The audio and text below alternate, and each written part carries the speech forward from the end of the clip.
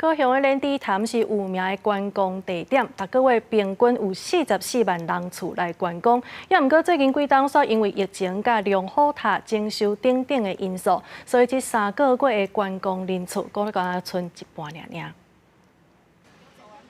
一透早的莲池潭20拄啊好有北部宫庙落南参香，龙虎塔附近有袂少信徒当伫参观翕相，但对摊商来讲，敢若效益无大。减足济啊，当然啊。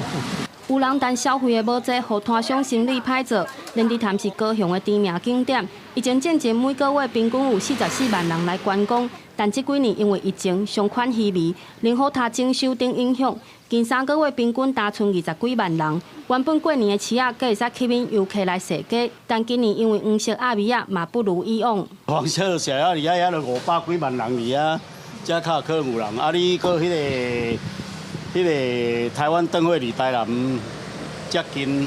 爱河湾规个拢是人，黄色阿米亚展出高期活动为止，已经替高雄港带来超过600万的观光人次。对比落来，莲池潭连游客中心拢空，门顶搭一张丢币钟。交通停车都很不便。那我认为我们市政府呢，不管是要鼓励大家步行，还是要搭乘大众运输工具，首要任务呢，就是要想办法来完备。龙虎塔本身的整修工程也预计在明年上半年会完成。